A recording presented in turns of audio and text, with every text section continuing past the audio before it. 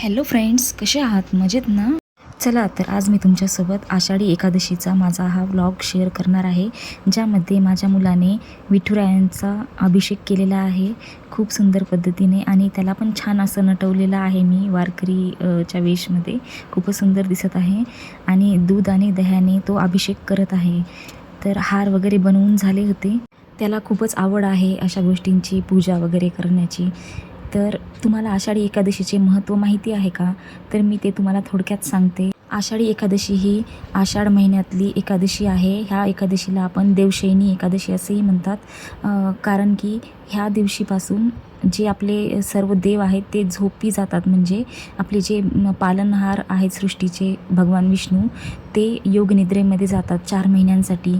तर मग ह्या 4 महिन्यामध्ये किंवा ह्या चातुर्मासामध्ये कुठलंही शुभ कार्य होत नाही, जसं की लग्न कार्य वगैरे, असं वास्तू वगैरे काही, कारण देव सगळे झोपी गेलेले असतात. त्यामुळे आशीर्वाद आपल्याला देवांचा मिळत नसतो. त्यामुळेच ह्या 4 महिन्यांमध्ये भक्त लोक देवांची खूप धावा, म्हणजे देवांची पूजा अर्चा आराधना करतात. जसं की आता श्रावण चालू होणार, तर भगवान शंकरांची पूजा होणार.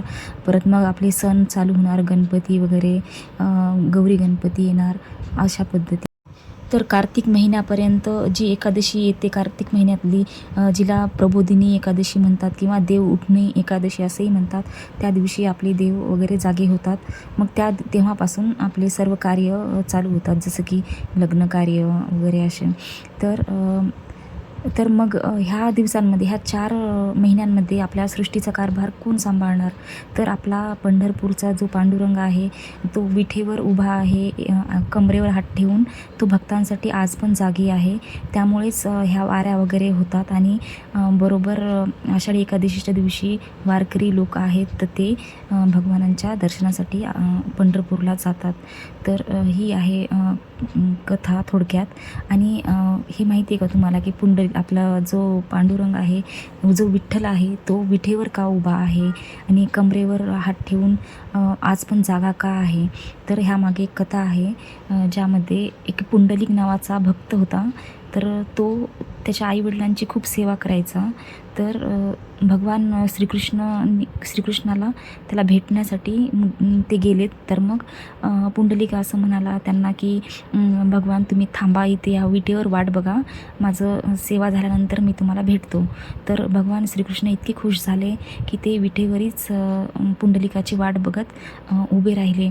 आणि त्यांनी इतके प्रसन्न झाले की त्यांनी असा निर्धार केला की मी हे विटेवरच उभा राहणार आणि इथेच असंच थांबणार, कमरेवर हात ठेवून.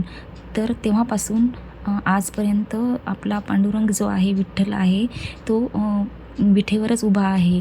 तर तेव्हापासूनच विठ्ठल जो आहे तो जागा आहे. त्यामुळे सर्व भक्त त्यांच्या दर्शनासाठी जातात आणि त्यांना विठ्ठल असे म्हणतात, कारण ते विठेवर उभे आहेत त्यामुळे. तर अशी आहे आख्यायिका. आणि हे गाणं पण खूप प्रसिद्ध आहे ना, भक्त पुंडलिकासाठी उभा राहिला विठेवरी, धनी मलाही दाखवाना विठुरायाची पंढरी. तर असे खूप छान छान गाणे वगैरे आहेत विठ्ठलांचे. खूप मन प्रसन्न होतं ऐकून. तर अशा पद्धतीने माझ्या मुलाने खूप छान असा अभिषेक केला, शृंगार केला देवांचा, हार वगैरे अर्पण केले. आणि एकादशी निमित्त आम्ही घरी अन्न शिजवत नाही, म्हणजे फक्त फराळाचंच बनवतो, जसं की साबुदाणा वगैरे.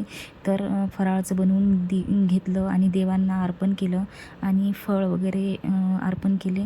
आणि अशा पद्धतीने आम्ही छान प्रकारे आषाढी एकादशी साजरी केली. तर खूप प्रसन्न वाटलं दिवसभर. आणि ही आषाढी एकादशी आम्ही दुसऱ्या दिवशी गोड नैवेद्याने सोडतो. तर कसा वाटला तुम्हाला आजचा आमचा व्लॉग? आणि हा व्हिडिओ आवडला असेल तर नक्की लाईक करा, कमेंट करा आणि चॅनलला आपल्या सबस्क्राईब करा. तर आम्ही असं फोटोशूट पण केलं, छान फोटोज वगैरे काढले, कारण मुलाला छान असं सजवलं होतं. तर म्हटलं चला फोटो पण काढून घेऊयात, आपल्याकडे मेमरी राहतील.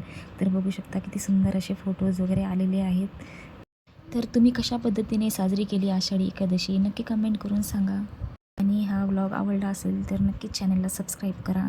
चला तर भेटू मग अशाच नवीन छान छान व्हिडिओजसोबत. तोपर्यंत व्हिडिओज आणि व्लॉगसोबत. तोपर्यंत बाय.